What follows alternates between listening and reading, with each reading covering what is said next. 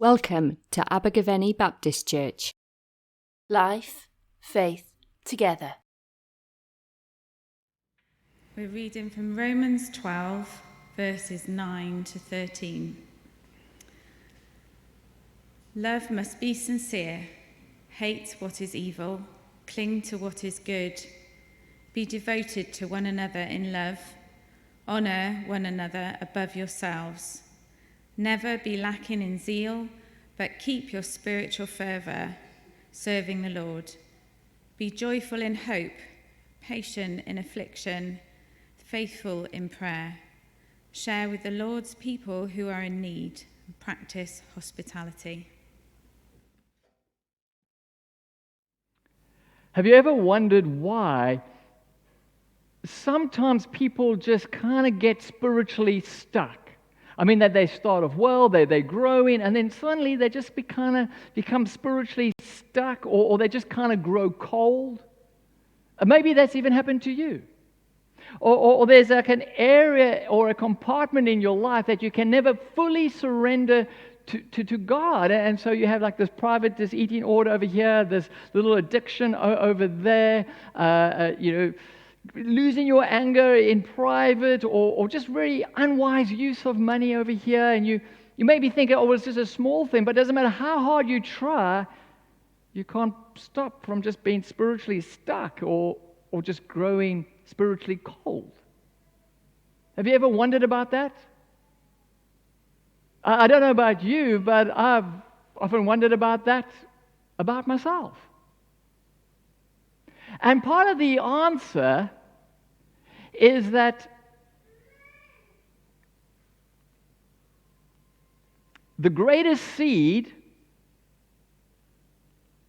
in the greatest soil cannot grow in the wrong environment. In Luke chapter 8, Jesus tells the parable of the sower, and the seed is the word of God, and the soil represents the different human hearts, and the good soil is the heart that is open to God's word. But imagine a very good seed in very good soil planted here in a desert. How long would it last? A day, 2, 3? Is there anything wrong with the seed? No. Is there anything wrong with the soil? No. The problem is the environment. Certain plants can only grow in certain environments. The environment is critical. So what is the environment? What environment do we need for spiritual maturity and spiritual growth? The answer is an authentic community. We see this with Jesus' early disciples. They formed an authentic community around Jesus. They didn't just hear the truth, they lived the life. They were together 24/7. They did life together. We see this in the early church. They too formed authentic communities. In Acts chapter 2 and Acts chapter 4, we see how they were devoted to one another, how they shared everything they had, and how they did faith and life together. The environment that we need for spiritual maturity and growth is an authentic community. Church. But it's much more than just coming along on a Sunday. An authentic community requires a deep, authentic relationship with one another so that you can actually do life together and faith together. That's why our tagline here at Abergavenny Baptist Church is life, faith together. It's all about doing real life together and faith together and integrating our faith with real life. And so it takes much more. If you want an authentic community, it takes much more than just coming on a Sunday, though that's a great start. And that's why we encourage everyone to be part of a life group, be that a home group or the women's fellowship group, because deep, authentic relationships most often will only happen in a smaller group, where you can develop that relationship and truly do life and faith together. And so we continue our series, All In for Jesus, where we focus in on Romans chapter 12, because it gives us a snapshot of what a life that is all in for Jesus really looks like. We first looked at our relationship with God, which was all about being surrendered to God.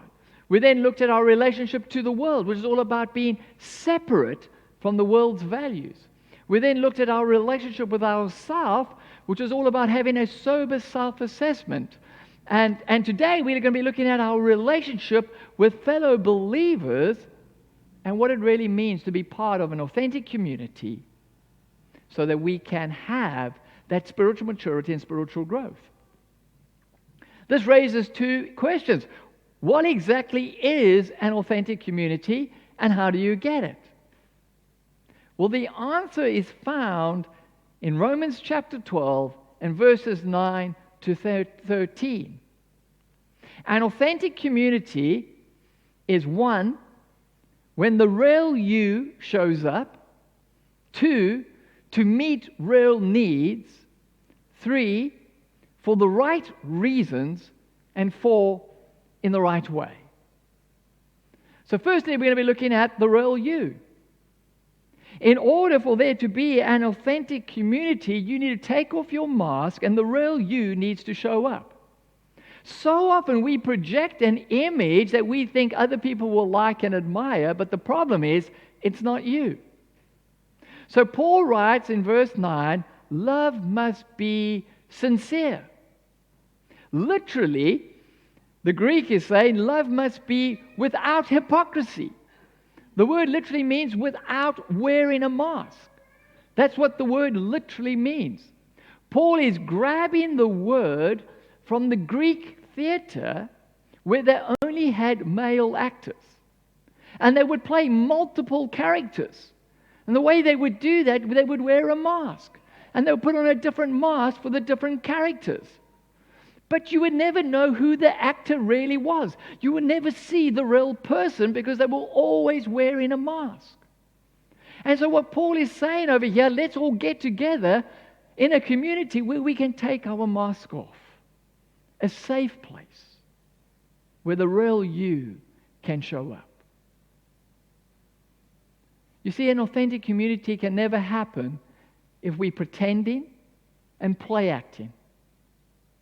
An authentic community can only happen when we take our mask off and the real you shows up. The next part of the verse explains why we so often struggle for the real you to show up.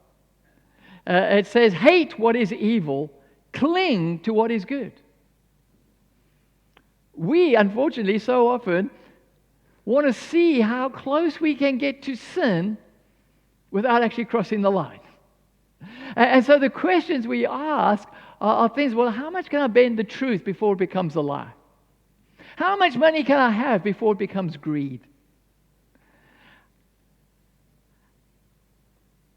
How far can I go in my relationship before it becomes sexually immoral? How much can I do and look online before it becomes being unfaithful and being unkind? How close can I get to sin before I fall in? But that's the wrong question. Paul says, hate what is evil, cling to what is good. We shouldn't be asking, how close can I get to sin? We should be asking, how close can I get to purity?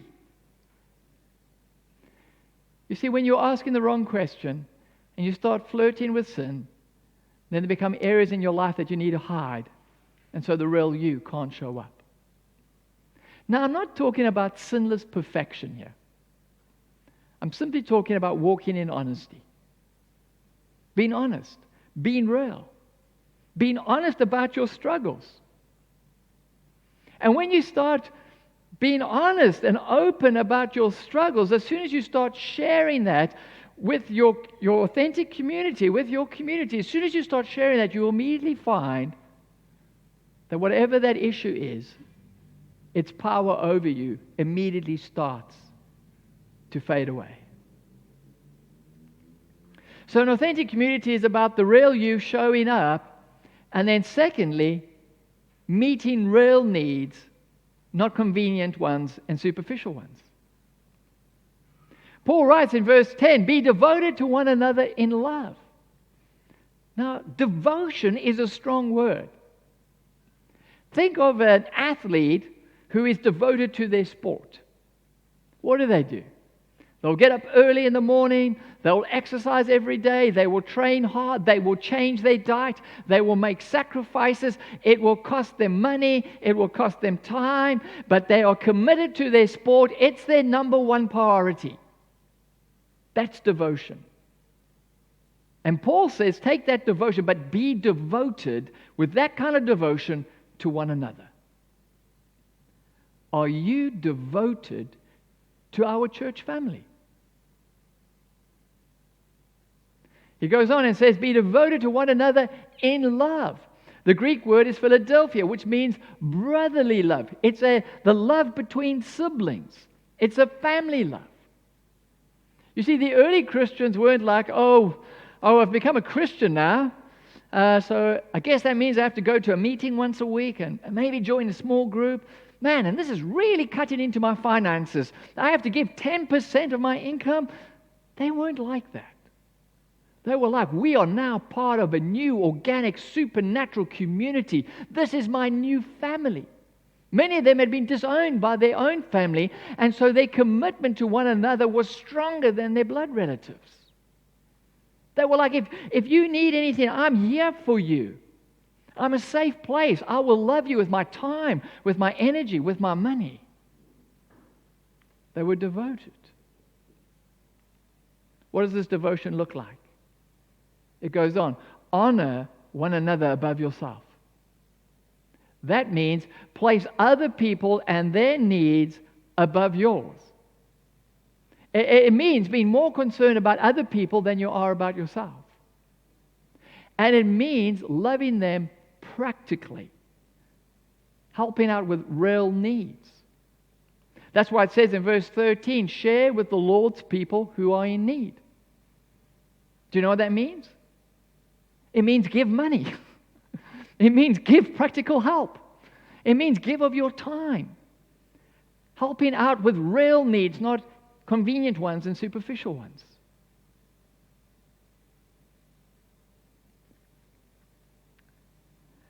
And this is one of the amazing things about being part of this church community, is the way people are loving each other.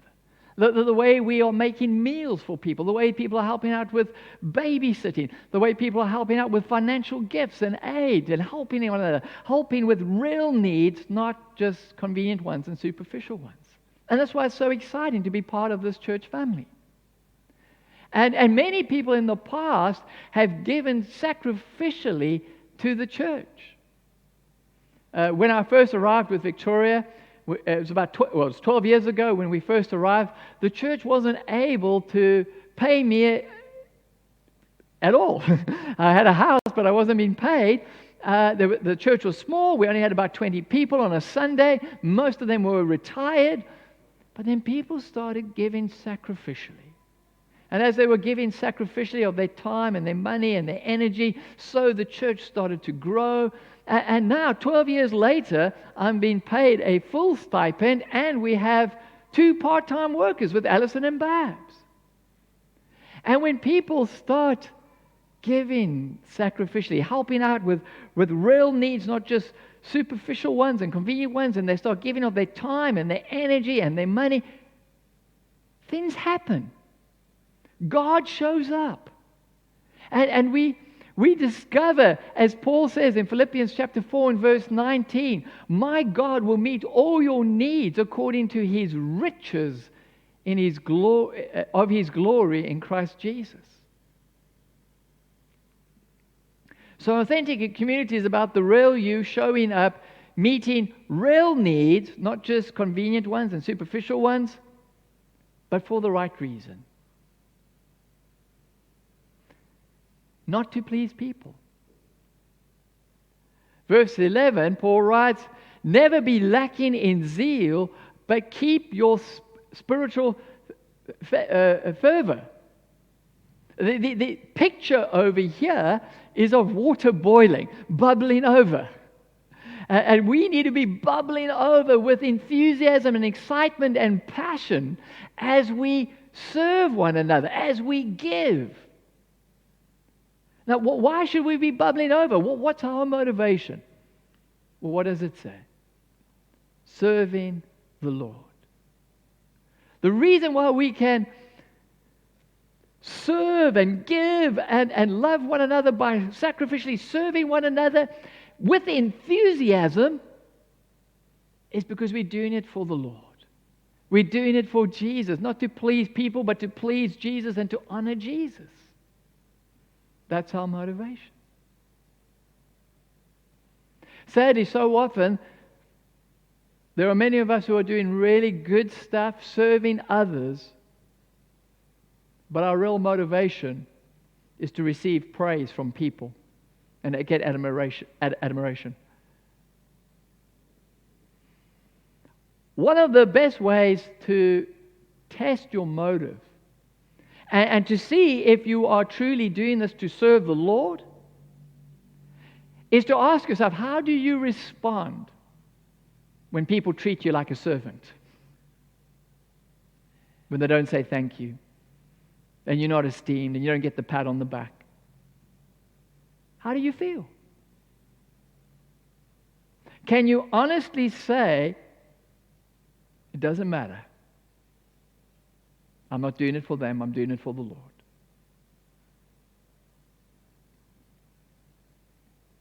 You can never have an authentic community if people are using the church ministries because of their own dysfunctional needs or trying to get people to love them.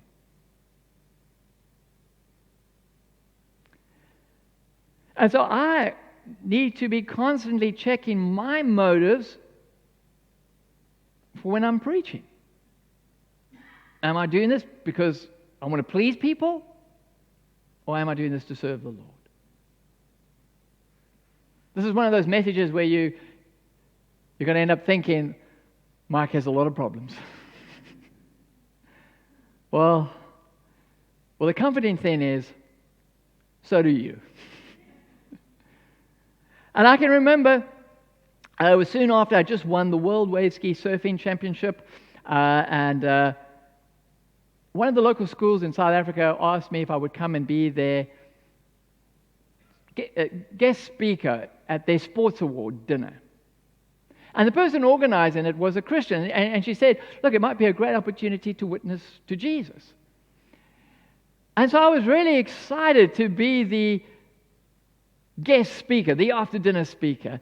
And so I started off by telling a number of humorous stories about the championship that was in France. And then I said, but I just want to give all the glory to Jesus. And as soon as I said it, it was like you could hear a pin drop, dead silence. And then suddenly there was this murmuring. Did he really say that? What did he say? I can't believe he said that. And then some of the tables right at the back, they started talking amongst themselves and joking amongst themselves, probably about me. And I just suddenly felt very nervous and self-conscious. I just wanted to disappear. And in the state of being so nervous, I accidentally pushed the mute button on the microphone. Now, all of a sudden, no one at the back could hear at all, only those sitting at the front. And then everyone at the back just started talking amongst themselves, and I just wanted to be swallowed, the earth to swallow me and disappear. And so I just quickly raced through and got to the end and sat down. And I just wanted to get out of there. They had organized for a schoolgirl to thank me for the address. She had clearly pre-written her little speech. And she stood up there and she said, we just want to thank Michael Osborne so much for coming here and doing the address. It was a wonderful address. It was very inspirational. We all thoroughly enjoyed it. And everyone was laughing under their breath at this as she went through this. And then, of course, I had to walk back onto the stage to receive this thank you gift that they had. And I was just embarrassed, humiliated. And the girl who I was with, who wasn't my girlfriend, she was just a fellow Christian from our university, and she said something I'll never forget. She said, "Hold your head up high. You're doing this for Jesus."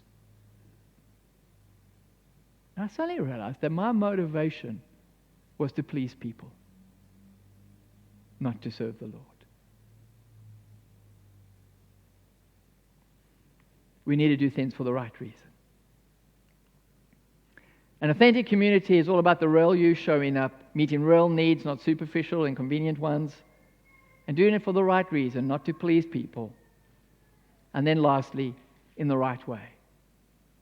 And the right way is firstly an upward focus, and then secondly, an outward focus. Verse 12 says, "Be joyful in hope." We can be joyful in difficult, hard times, not because of the circumstances, but because we have a hope in Jesus. That's a mindset. Patient in affliction, that's an action. It means hang in there, endure, even in the difficult times and the hard times. And here comes the resource. Faithful in prayer. We can't do this on our own strength. You notice it's all upward focused. It's all totally dependent on God. We can't do this in our own strength, with the strength of our personality or our power, or you manipulating someone or I manipulating someone. We can't do it. We need to be upward focused, faithful in prayer. And a simple way to tell whether you are self-reliant on your own strength or totally dependent on God is to look at your prayer life. You see, when we're down on our knees and we're praying and we're asking and we're seeking and we're saying to God, "Help me because I can't do this," this demonstrates our dependency. But how often do I just get up in the morning, don't bother to pray, grab a cup of coffee, jump into the car, rush off to one meeting, then I'm here, and then I'm doing this, then I'm trying to resolve some conflict, and I haven't even gone down onto my knees to ask God. We need to realize that apart from Jesus, we can do nothing. So often, Christianity is about people trying to do good things and serving others, but in their own strength. And this is why we have so much burnout. We can't do it. We can't do it in our own strength. Some people say, well, the Christian life is really hard. Being all in for Jesus is really hard. It's not hard. Listen carefully. Being all in for Jesus is not hard. Get that out of your head. It's not hard. It's impossible. It's absolutely impossible. That's why we have to be upward focused and faithful in prayer.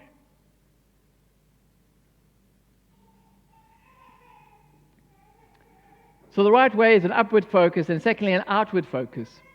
Verse 13, share with the Lord's people who are in need. Do you notice how that's outward focus? It's not looking to yourself and your own needs, it's looking towards others. The mindset of someone in an authentic community is not to go to a small group and say, well, is anyone going to talk to me? Is anyone going to ask me a question? Is anyone going to help me? No, they go and they say, is there anyone here who needs a listening ear? Is there anyone here who has a need, but they may be too embarrassed to say anything? Because I'm going to be on the lookout, because God might be calling me to give financially. He might be calling me to help out practically. We need to be outward focused. And then it says, practice hospitality. Literally, in the Greek, it's pursue strangers. The word hospitality in the Greek is literally befriending strangers. It's a compound word, two words, befriend and strangers put together. Hospitality, in that context, isn't about inviting a couple of friends over for tea and cake. It's about welcoming the stranger into your home. There are some small groups who have the attitude, us four and no more. Seriously, and they'll say, man, I'm in a great life group. I mean, it's awesome. It's me and these 3 other guys, or it's me and these 2 other couples, and we have been meeting for years and years and years. Well, great. But what about the person who's not connected to anyone? What about the stranger? What about the new person?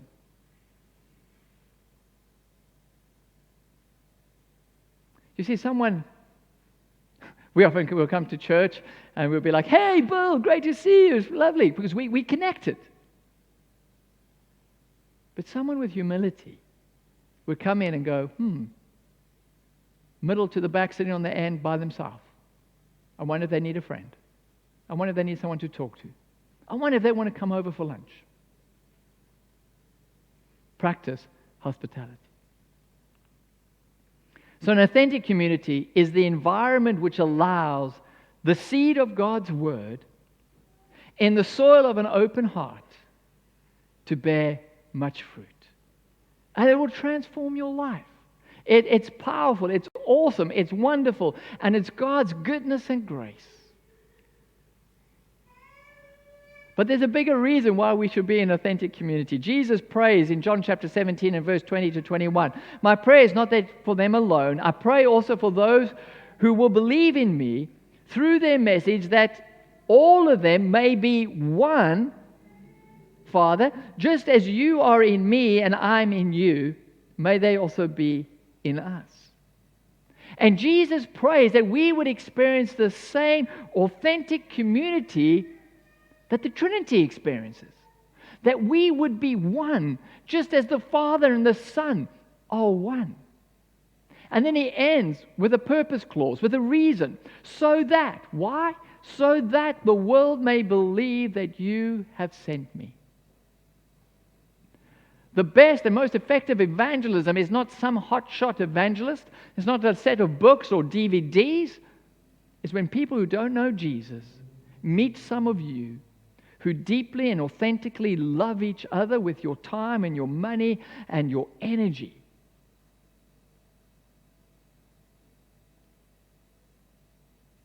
And it's powerful. You see, the world is not close to Jesus. It just hasn't seen much of him.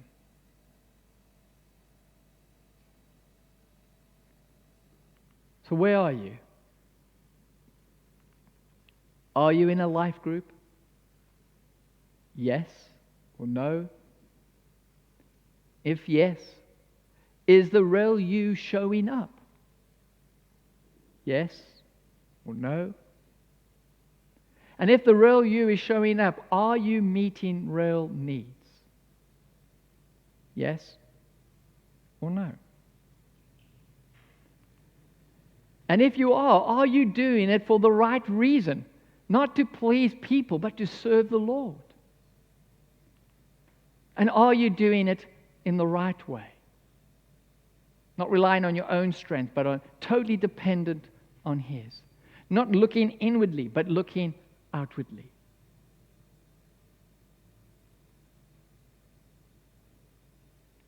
Let's pray.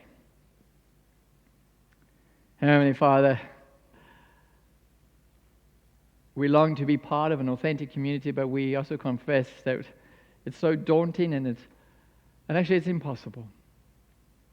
And so we come before you very humbly and totally dependent on your Spirit to empower us, enable us, help us to be honest, help us to be real, help us to take off our masks, help us to be generous, help us to reach out and help real needs. Help us to love. And help us to do that for you. Not for what we can get out of it, but to simply show our love and appreciation for all that you have done for us.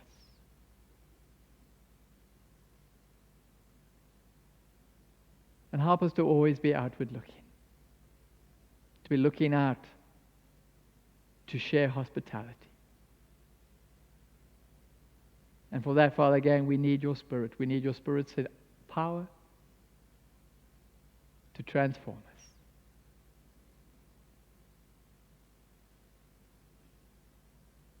Won't you show us the next step we need to make? Maybe we don't need to do all of it all at once, but just show us right now by your Spirit, what is the next step I need to take?